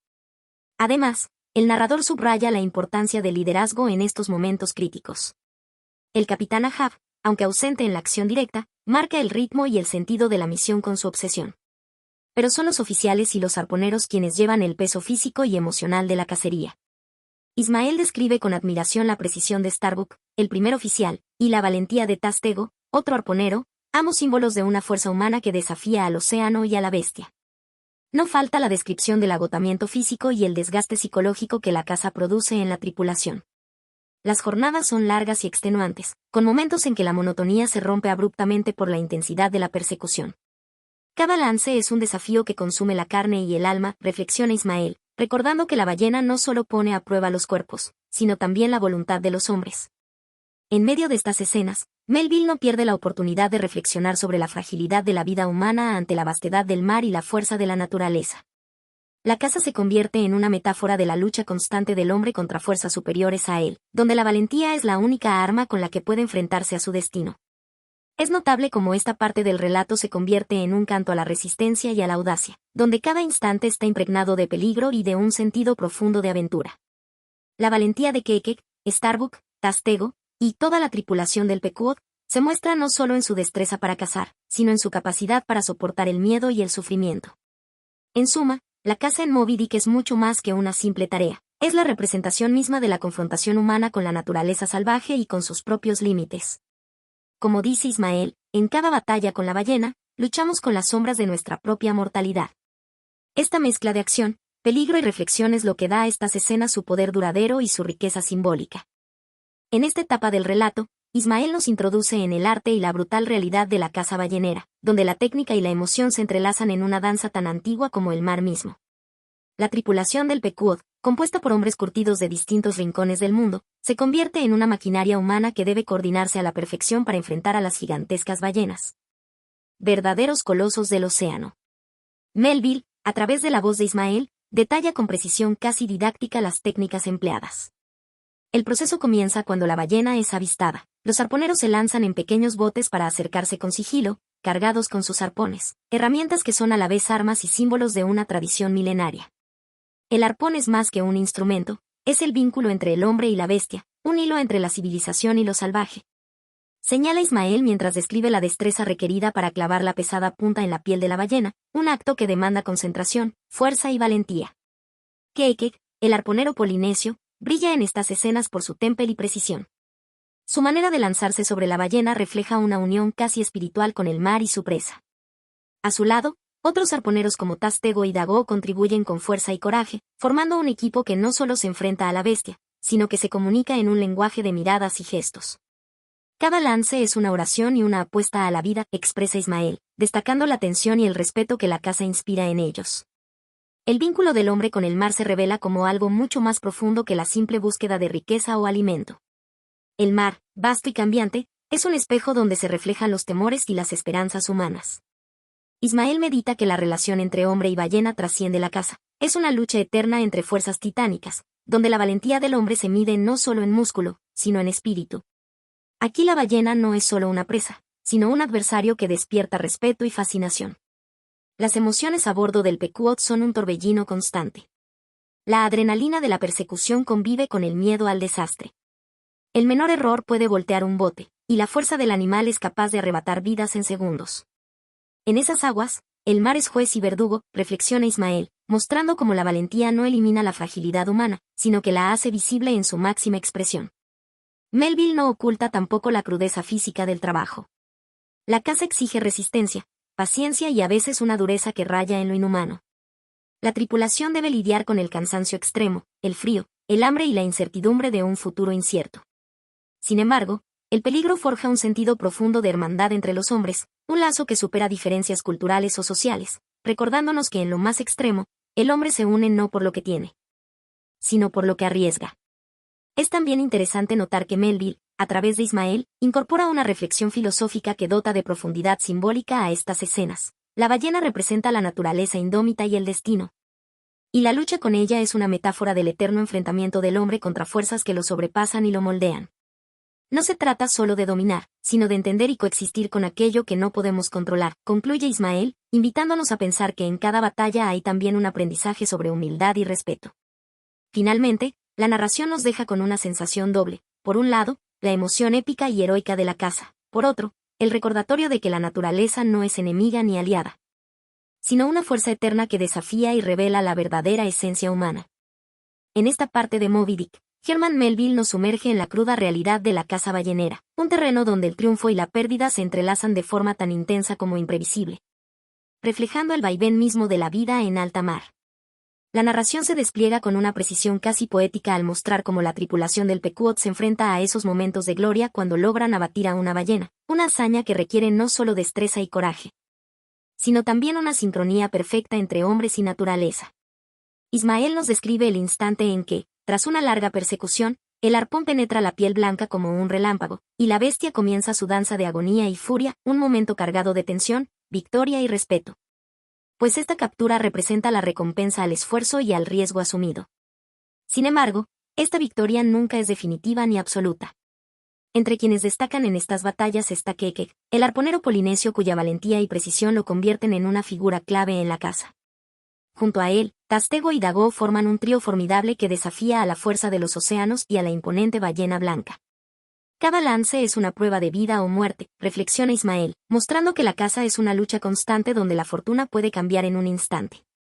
Pero Melville no deja espacio para la ilusión de un dominio total. La pérdida aparece siempre como una sombra cercana. A veces, la ballena se libera, y la fragilidad humana se evidencia en la impotencia ante la fuerza del animal y las fuerzas del mar. Una ola inmensa, como una mano gigante, arrebata el bote y a sus hombres, recordándonos que aquí, en el reino del océano, la vida se sostiene por un hilo tan fino como el viento, describe el narrador, reflejando el riesgo mortal que siempre acecha. Estas escenas de peligro extremo nos hacen pensar en la imprevisibilidad de la existencia humana, tan expuesta y vulnerable frente a la naturaleza. El Pequod se convierte así en un microcosmos donde la alegría y la tragedia conviven, donde la esperanza de la captura se mezcla con la posibilidad constante de perder compañeros o el fruto de días enteros de esfuerzo. El mar es juez severo e imparcial, hoy te levanta, mañana te hunde, es una frase que encarna esta realidad fluctuante. La tensión emocional de la tripulación es palpable, los momentos de júbilo tras la captura son celebrados con fervor, pero también con respeto, conscientes de que cada triunfo puede ser efímero. La pérdida, por otro lado, fortalece ese sentimiento de camaradería y la resiliencia necesaria para continuar la peligrosa aventura. En este sentido, la narración tiene un valor universal. La vida misma es esa constante entre ganar y perder, entre avanzar y retroceder, entre esperanza y desilusión. Este contraste también evoca otras grandes obras literarias que exploran la lucha del hombre contra fuerzas superiores, como la Odisea de Homero, donde Ulises enfrenta la voluntad caprichosa de los dioses y los elementos, o El viejo y el mar de Hemingway, que también pone en escena la batalla titánica y solitaria contra un ser formidable, mostrando el valor y la dignidad en medio de la adversidad. Finalmente, Melville nos deja una reflexión sutil pero profunda. En el instante del triunfo o en la hora de la pérdida, el hombre revela su verdadera naturaleza, recordándonos que más allá del destino incierto, lo que define al ser humano es su voluntad de enfrentarse al abismo con valentía y espíritu indomable. En esta sección de Moby Dick, Herman Melville nos invita a detenernos un momento en medio de la intensa aventura para sumergirnos en un profundo interludio de reflexión filosófica y científica sobre las ballenas, el mar y la vasta vida marina. Este fragmento no es solo un descanso en la narración, sino un puente que conecta la realidad física con el misterio y la complejidad del mundo natural que rodea al Pequod y su tripulación. Ismael, nuestro narrador, comienza desgranando datos minuciosos sobre las ballenas, revelando que estas criaturas gigantes no son simplemente bestias enormes que surcan el océano, sino seres fascinantes y complejos. Describe, por ejemplo, cómo la ballena, pese a su tamaño descomunal, se alimenta con una delicadeza casi artística, filtrando el agua con sus barbas como si tejiera un tapiz invisible. Aquí Melville nos enseña a observar con asombro y respeto a estos gigantes, que desafían nuestra comprensión tanto por su fuerza como por su gracia. Además, se nos relata la importancia del mar como un ecosistema vasto y enigmático, un mundo propio, donde la vida danza entre la luz y la oscuridad, entre la calma y la tormenta. Esta reflexión se siente cargada de espiritualidad y de una cierta humildad ante la inmensidad de la naturaleza. El mar no es solo escenario, sino un protagonista que determina el destino de hombres y bestias por igual. Melville no se limita a la biología, sino que avanza hacia interpretaciones filosóficas, cuestionando la relación del hombre con el mundo natural. Ismael se pregunta si la ballena blanca, más allá de ser una presa, es acaso un símbolo del destino o de las fuerzas ocultas que rigen la existencia. Este cuestionamiento abre la puerta a una lectura más profunda. La naturaleza no es solo un objeto a conquistar, sino un espejo donde el hombre confronta sus propios miedos, obsesiones y límites. En este sentido, la sección evoca la antigua tradición de mirar el mar y sus criaturas como un enigma que mezcla ciencia y mito, muy al estilo de la Odisea, donde las fuerzas naturales también tienen una carga simbólica poderosa. La ballena, como se menciona, es un monumento viviente, un enigma de carne y hueso que desafía la razón y la fe. Melville también incluye datos concretos, por ejemplo, sobre la anatomía de la ballena, su enorme corazón y su sistema respiratorio, subrayando que en cada latido, la ballena lleva el pulso de un mundo paralelo. Un gigante pacífico que late bajo las olas. Este conocimiento técnico, presentado con un tono casi reverencial, invita a una comprensión más profunda y respetuosa del animal y del mar. Finalmente, esta reflexión se entrelaza con la condición humana, donde la ciencia se vuelve filosofía y la filosofía se convierte en poesía. Ismael concluye que en la inmensidad del océano, el hombre es pequeño, pero en su búsqueda por entenderlo, revela la grandeza de su espíritu. Así, este interludio es una pausa meditativa que invita a admirar, entender y respetar la naturaleza, sin perder de vista la aventura y el drama que continúa a bordo del Pequod. Herman Melville nos sumerge en un espacio de meditación profunda, donde la voz de Ismael se eleva para contemplar la relación entre el hombre, la naturaleza y el vasto universo. Este capítulo no es solo un interludio científico, sino una reflexión filosófica que dialoga con la curiosidad humana más esencial, el anhelo de comprender nuestro lugar en el cosmos. Ismael comienza destacando la inmensidad del océano, ese espacio sin límites donde la vida se despliega en formas que desafían nuestra imaginación. El mar no es solo un escenario para la caza, sino un símbolo de lo desconocido, un espejo donde el hombre observa su propia pequeñez y fragilidad. Con naturalidad nos invita a pensar que en cada ola, en cada brisa, se esconden secretos que ni siquiera la ciencia puede desvelar del todo. La reflexión se expande hacia la naturaleza misma de la ballena, que más allá de ser un gigante marino, representa para el hombre la fuerza indómita y eterna de la naturaleza, un rival que es a la vez enemigo y maestro. Aquí se siente una tensión profunda entre admiración y miedo, entre respeto y desafío, que caracteriza la relación humana con el mundo natural. Melville, a través de Ismael, se detiene en la idea del destino, la casualidad y la voluntad humana, expresando cómo el hombre a menudo busca encontrar un sentido, una lógica en el caos del universo. Quizás sea esta búsqueda, dice Ismael, la que da sentido a la vida, el impulso de avanzar pese a la incertidumbre y el peligro. El pensamiento filosófico se entrelaza con la ciencia cuando se mencionan las curiosidades sobre la biología marina, la anatomía de las ballenas, y los misterios de la vida submarina. Pero Melville no se limita a datos fríos, los presenta con un tono casi poético, que sugiere que el conocimiento es también una experiencia espiritual. Saber es contemplar, y contemplar es, en cierto modo, rendirse ante la magnificencia del mundo. Una observación particularmente destacada es el contraste entre la temporalidad humana y la eternidad del mar y sus criaturas. Mientras nosotros vivimos nuestras vidas como instantes fugaces, el océano y la ballena parecen pertenecer a una dimensión diferente, más allá del tiempo. Una idea que conecta con pensamientos clásicos sobre la eternidad y la fugacidad que también aparecen en obras como El Principito o Walden. Finalmente, Ismael concluye que en esta mezcla de ciencia, filosofía y poesía se revela una verdad profunda. El hombre es un ser que, a pesar de su fragilidad, posee el poder de mirar al infinito y preguntarse por qué. Esta capacidad de cuestionar, de sentir curiosidad y asombro ante la naturaleza, es lo que define su existencia y su aventura en el mar. En este capítulo de Moby Dick, Herman Melville nos lleva más allá de la mera aventura marítima y la cacería de la ballena, para sumergirnos en un mar de reflexiones profundas que conectan la filosofía, la ciencia y la literatura. Aquí, el narrador Ismael nos invita a contemplar la naturaleza con ojos que no solo ven lo físico, sino que perciben lo simbólico y lo existencial, dando lugar a una mezcla única entre conocimiento y sentido vital. La sección comienza explorando cómo el hombre ha intentado entender el océano y sus criaturas, especialmente la ballena blanca, no solo desde una perspectiva científica, sino también desde un ángulo metafísico.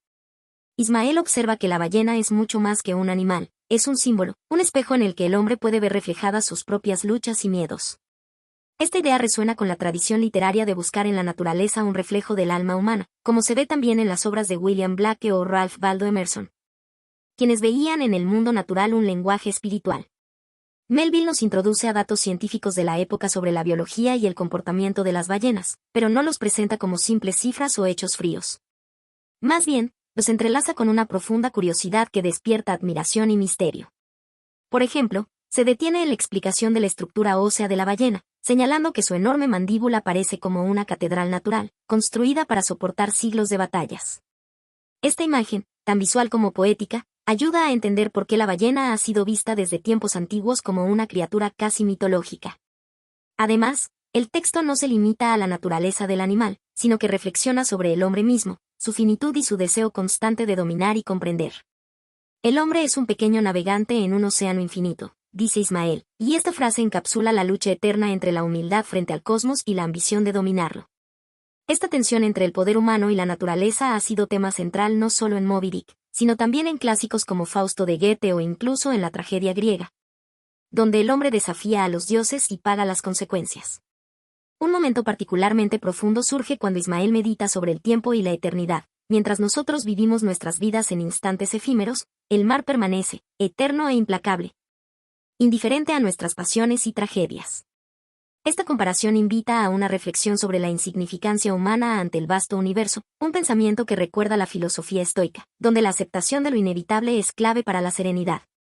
Por último, esta mezcla de ciencia y filosofía desemboca en una invitación a la humildad y a la contemplación. Melville no pretende que el hombre conquiste el mar o la ballena, sino que los observe con respeto y se deje transformar por esa experiencia. Ismael concluye que la verdadera sabiduría está en reconocer nuestra pequeña luz en la inmensidad, y aún así, mantener la mirada firme en el horizonte.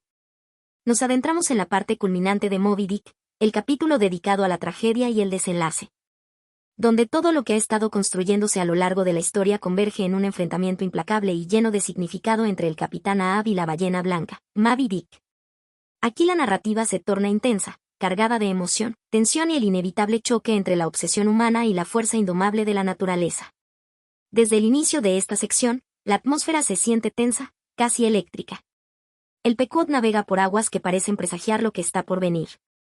El propio Ahab, con su carácter implacable, se muestra decidido a culminar su venganza, impulsado por esa obsesión que lo ha guiado desde el primer momento. Su rostro, marcado por la vida dura y por la pérdida, su ojo, como un faro fiero, ardiendo en la noche, es la imagen de un hombre consumido por un propósito que trasciende la razón. En medio de la tripulación, personajes como Starbuck, el primer oficial, reflejan el conflicto interno entre el deber y la preocupación por la locura de su capitán. Starbuck es consciente del peligro, y en varios momentos intenta apelar a la cordura de Ahab, advirtiendo que hay una frontera peligrosa entre la determinación y la locura, capitán. Sin embargo, Ahab permanece imperturbable, casi profético en su actitud, convencido de que la ballena blanca es mi destino y mi demonio. El día del enfrentamiento llega, y Melville describe con minuciosa precisión la escena. El océano es vasto y desafiante, el cielo cambia con rapidez, reflejando la tormenta que se avecina no solo en la naturaleza sino en el corazón de los hombres. Cuando Moby Dick aparece, la ballena se muestra majestuosa y terrible, un coloso que parece desafiar cualquier intento humano por dominarla. Su enorme cuerpo brilla con la blancura de la muerte misma, y su presencia genera en los hombres una mezcla de temor y respeto profundo. La caza es brutal y frenética. Ahab y su tripulación lanzan los arpones, y la ballena responde con furia. En estas escenas Melville no escatima en detalles sobre la violencia y el peligro que implica enfrentarse a una criatura tan poderosa. El mar se vuelve un campo de batalla, y las emociones se disparan: miedo, valor, desesperación y una extraña forma de admiración. Cada golpe del cetáceo era un latido del destino, y cada grito de los marineros, un eco de su propia mortalidad. Sin embargo, esta lucha no es solo física. Es también una confrontación simbólica, una batalla entre la voluntad humana y el misterio insondable de la naturaleza. Ahab, a pesar de sus heridas y el desgaste, continúa impulsado por su obsesión, hasta que finalmente la balanza se inclina. En un giro inevitable, Moby Dick da una embestida decisiva que hace volcar una de las lanchas, atrapando al propio Ahab en sus redes, y llevándolo hacia la profundidad. La imagen de Ahab atrapado, como un titán encadenado por su propia furia, transmite esa mezcla trágica de grandeza y caída, recordándonos los mitos griegos donde los héroes son vencidos por sus pasiones más intensas. En ese instante, la lucha deja de ser solo un combate con un animal, se transforma en la historia de un hombre que pagó con su vida el precio de su obsesión. Finalmente, la tragedia se cierra con la destrucción del Pequod y la desaparición de casi toda la tripulación, salvo Ismael, el narrador, quien sobrevive aferrado a un ataúd convertido en balsa. Su relato es el único testimonio vivo de lo ocurrido, un recordatorio de que a veces, el destino es un mar oscuro en el que solo unos pocos pueden flotar y contar la historia. Esta parte final es, sin duda, un poderoso llamado a reflexionar sobre los límites de la ambición humana y el respeto que debemos a las fuerzas que no podemos controlar.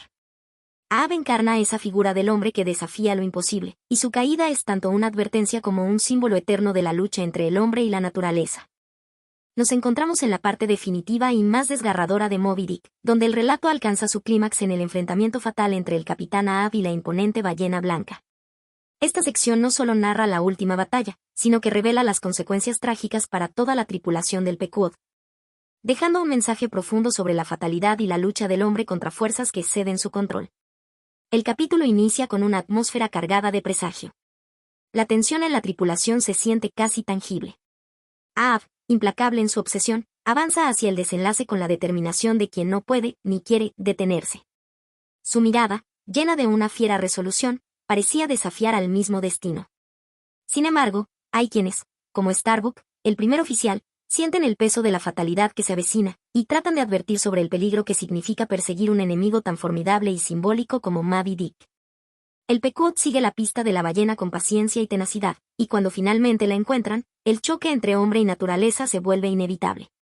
Melville describe a Moby Dick como una sombra blanca que se desliza por el océano, casi sobrenatural, un coloso que parece invocar el poder mismo del mar y el destino. La ballena, lejos de ser solo un animal, se convierte en la personificación de un reto imposible, un símbolo del misterio y la fuerza absoluta. La lucha es violenta y llena de peligro. Ahab y sus hombres lanzan los arpones con valentía, pero también con la conciencia del riesgo extremo. En estas escenas, la narración se torna casi cinematográfica, los golpes retumbaban, el mar se agitaba en cólera, y los gritos de los hombres se mezclaban con el rugido de las olas. La furia de la ballena es descomunal y la batalla parece un tira y afloja entre dos titanes. En un momento crítico, Moby Dick embiste con una fuerza devastadora. Una de las lanchas del Pequod es destruida, y la vida de los tripulantes pende de un hilo. Ahab, a pesar de estar herido y agotado, sigue aferrado a su obsesión, afirmando que aunque el mar sea mi tumba, no abandonaré esta casa ni mi destino. Pero la realidad se impone y la fatalidad se manifiesta con cruel certeza. La ballena arrastra a Ahab hacia las profundidades, enredado en sus propias redes. Como si el destino mismo hubiera tejido esa prisión para cobrar su precio. La tragedia no termina con Ahab, el Pequod se hunde, y la mayoría de la tripulación desaparece en el mar. Solo Ismael, el narrador, logra sobrevivir, aferrándose a un ataúd convertido en balsón. Este detalle no es menor, ese ataúd, símbolo de muerte y redención, se convierte en el último refugio de Ismael, el único testigo vivo de la historia, quien recuerda que en el mar, la vida y la muerte están unidas por una línea tan fina como una ola. Esta conclusión nos invita a reflexionar sobre la naturaleza humana y su enfrentamiento con lo desconocido y lo inevitable. Ahab representa al hombre que desafía su destino, que se empeña en luchar contra fuerzas que no puede dominar, y paga el precio máximo por ello. Su caída es un recordatorio de que la obsesión puede ser la propia cadena que nos arrastra al abismo. En paralelo, esta tragedia tiene ecos en otras obras clásicas que tratan sobre el destino y la lucha humana, como la tragedia de Prometeo o el mito de Sísifo, donde el esfuerzo y la resistencia se vuelven a la vez heroicos y desesperados.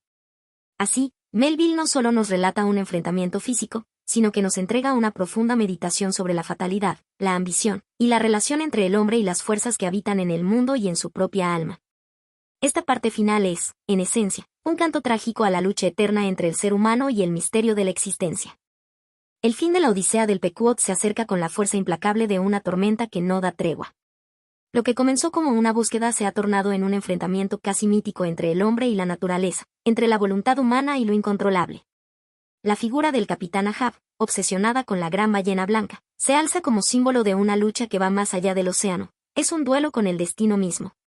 Desde el principio, la caza fue más que una simple persecución de una bestia marina, era la encarnación de una ansia, una fijación que consume. Ahab no se conformaba con la victoria ni con la supervivencia, Moby Dick. Y gritaba con furia contenida, la bestia que me arrebató la pierna, la que me hizo renacer con odio y venganza. Esa frase, cargada de un resentimiento que atraviesa todo su ser, refleja el alma atormentada de un hombre que ha sacrificado todo por una idea fija. Pero el mar no perdona. Ni la naturaleza ni el destino ceden ante la voluntad humana. La ballena blanca, gigante y casi fantasmagórica, aparece como un espectro al que nadie puede escapar. La tragedia, entonces, es inevitable. En el momento culminante, el Pequod y su tripulación se enfrentan a Moby Dick en un choque titánico, un cataclismo donde la realidad se funde con el simbolismo. Ahab, con su pierna de marfil y su mirada de fuego, es el último en lanzarse al ataque.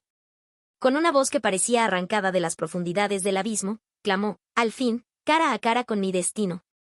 Esa valentía, que raya en la locura, es la chispa que incendia el desenlace. Sin embargo, el precio es terrible. La furia de la ballena no es solo física sino espiritual. La lucha se convierte en una danza mortal, y el Pequod termina destruido, engullido por el mar que parecía el aliado del hombre. Ahab desaparece en las aguas profundas, arrastrado por la obsesión que él mismo cultivó. Un grito ahogado se perdió entre las olas, la locura venció al hombre. En medio de esta destrucción, Ismael es el único sobreviviente. Su figura flotando sobre un ataúd improvisado es el último vestigio de aquella expedición. El mar, cruel y vasto, me sostuvo cuando todo había desaparecido, reflexiona con melancolía. Su supervivencia es también un testimonio del capricho del destino y de la fragilidad humana frente a fuerzas mayores. Esta tragedia final no es solo la caída de un hombre o de un barco, sino la representación misma del límite humano. Ahab, con su obsesión desmedida, encarna una advertencia eterna. Cuando el alma se consume en un fuego que no puede apagar, el cuerpo termina por caer en las cenizas. Melville nos invita a reflexionar sobre la naturaleza del destino y el precio de aferrarse a un solo objetivo sin medida ni pausa. En la vida real, muchas veces la obsesión, ese afán ciego, lleva a perder lo esencial, la cordura, la humanidad, y al final, la vida misma. La historia del Pequod es un espejo de esa verdad universal.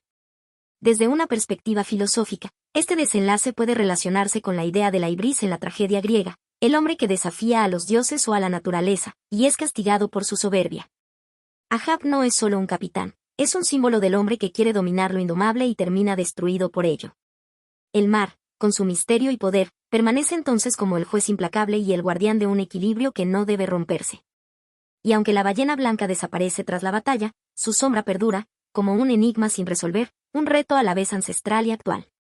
Así concluye la historia que comenzó con un simple llamado al mar y terminó en un sacrificio monumental. La tragedia del Pequod y de Ahab es la historia de la lucha del hombre contra sus propios límites, una lección que resuena en el corazón de quienes alguna vez han sentido que la pasión puede convertirse en un abismo. Después del cataclismo que destruyó al Pequod y se llevó consigo al capitán Ahab y casi toda la tripulación, queda un último testigo, Ismael. Él, único sobreviviente, flota en las aguas oscuras y turbulentas aferrado a un ataúd que se convierte en su salvavidas improvisado. Esta imagen, tan simple como profunda, es un símbolo poderoso de la fragilidad humana frente a la inmensidad del mar y a las fuerzas que trascienden nuestra comprensión. Ismael narra cómo el mar, en su infinita indiferencia, me acogió entre sus brazos fríos y silenciosos. Esa soledad, ese momento en que todo se ha perdido salvo la vida, invita a una profunda reflexión sobre lo vivido. La experiencia en el Pequod no fue solo un viaje físico, sino un viaje del alma, una confrontación con lo desconocido y con uno mismo. La historia termina sin un triunfo claro ni una victoria heroica, más bien, es un llamado a la humildad. Porque el mar no se conquista, ni la naturaleza se somete. Ismael entiende que el hombre es apenas una mota de polvo en el vasto teatro del universo, y el océano es el guardián de misterios que jamás podremos descifrar del todo. Esta lección, tan antigua como la humanidad, resuena con fuerza en la voz de Ismael. La humildad ante la naturaleza no es resignación, sino reconocimiento de nuestros límites y respeto por el mundo que nos rodea. En la vida real, como en esta historia, quienes enfrentan la fuerza de la naturaleza saben que la verdadera grandeza está en saber cuándo luchar y cuándo rendirse con dignidad. A través del relato, Ismael también ofrece una mirada esperanzadora. Flotando solo, sobre el ataúd que lo salva, sabe que esta experiencia lo ha transformado. He visto la locura y la valentía, el odio y la lealtad, el poder y la fragilidad. Y aunque todo terminó en tragedia, la vida sigue, y en esa continuidad está la promesa del mañana. Esta dualidad entre melancolía y esperanza da cierre a la obra. Ismael, con su voz pausada y reflexiva, nos deja con una sensación agridulce, el peso del sacrificio y la pérdida, pero también la certeza de que la vida persiste. Y que cada uno puede encontrar su propio camino entre las olas.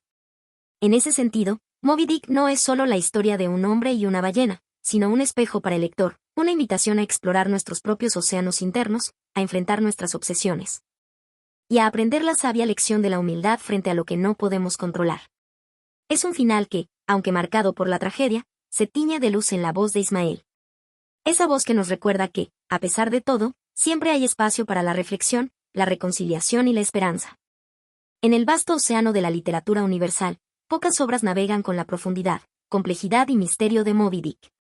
Publicada en 1851, esta novela de Herman Melville no fue solo una aventura marítima, fue una exploración intensa y multifacética de la condición humana, la obsesión, la naturaleza y el destino. Cuando Melville escribió Moby Dick, la sociedad estadounidense y occidental en general estaba inmersa en una época de grandes cambios y tensiones. La revolución industrial aceleraba la transformación del mundo, pero también generaba incertidumbre y un sentido creciente de alienación. La expansión hacia el oeste y la esclavitud alimentaban debates morales y políticos. En medio de este panorama, Melville presentó una obra que desafió los géneros literarios tradicionales, mezclando aventura, filosofía, mitología y una profunda reflexión metafísica. Uno de los aspectos más fascinantes de Moby Dick es cómo aborda la obsesión humana a través del personaje del capitán Ahab. Su persecución implacable de la ballena blanca se convierte en un símbolo poderoso de la lucha contra lo inalcanzable, un deseo que lo consume hasta destruirlo. Esta idea de la obsesión tiene ecos en la literatura universal. Recuerda al Fausto de Goethe, que vende su alma por conocimiento y poder, o al coronel Kurtz en El corazón de las tinieblas de Joseph Conrad, cuya ambición lo lleva a la locura en la selva africana. Desde un punto de vista filosófico, Moby Dick dialoga con el existencialismo, aunque precede formalmente a esta corriente. La novela explora el sentido de la existencia y la inevitabilidad del destino, mostrando cómo el hombre lucha contra fuerzas que lo superan sin perder su esencia. Ahab representa el enfrentamiento del individuo contra un universo indiferente, tema que resonaría después en pensadores como Sartre y Camus. En cuanto a la recepción, no siempre Moby Dick fue celebrado como hoy lo es. Al principio, la novela recibió críticas mixtas y no tuvo un éxito comercial inmediato. Parte de la dificultad radicaba en su estilo experimental y su mezcla de géneros. Muchos lectores esperaban una simple novela de aventuras y encontraron en cambio un texto denso, filosófico, lleno de digresiones y simbolismos. Fue solo décadas después, en el siglo XX, cuando críticos y académicos comenzaron a reconocer su valor como una obra maestra de la literatura americana y mundial. El impacto de Moby Dick también puede entenderse en relación con el auge del naturalismo y el realismo literario en esa época, que buscaban retratar al hombre y la sociedad con objetividad científica. Melville, sin embargo, fue más allá, incorporó el simbolismo y el mito, haciendo de su novela una meditación sobre el alma humana y el cosmos. Esto lo alejó de los moldes convencionales y lo acercó a la tradición romántica y gótica. En el mundo actual, la novela sigue siendo relevante y fascinante. Su temática sobre la obsesión, la lucha contra la naturaleza y la reflexión sobre el destino encuentra eco en debates contemporáneos sobre la sostenibilidad, el poder humano frente al medio ambiente y las consecuencias del dominio desenfrenado. La imagen de la ballena blanca puede interpretarse también como un recordatorio de que hay límites que no debemos sobrepasar, una advertencia ecológica y ética. Literariamente, Moby Dick influenció a incontables autores y artistas, desde William Faulkner hasta John Huston, director de la famosa adaptación cinematográfica. Su riqueza simbólica y estilística permite múltiples interpretaciones, lo que la hace una obra viva que se reinventa con cada lector. En resumen, Moby Dick es mucho más que la historia de una ballena y un capitán. Es un espejo de la condición humana, un texto que invita a sumergirse en las profundidades de la psique, el destino y la naturaleza. Melville nos legó no solo una novela, sino una odisea intelectual y espiritual que sigue navegando a través del tiempo, retándonos a mirar al abismo sin perder la capacidad de asombro y reflexión. Porque seguimos persiguiendo ballenas blancas. Ideas imposibles, metas inalcanzables. Enemigos invisibles que habitan en nuestra mente. Moby Dick es una advertencia. Cuando la obsesión eclipsa la razón, lo inevitable no tarda en llegar. ¿Has perseguido alguna vez algo que terminó destruyéndote? ¿Quién es tu ballena blanca? Déjamelo en los comentarios. Suscríbete si te apasiona la literatura que nos enfrenta a nuestras sombras. Y recuerda, a veces, el monstruo está dentro del barco.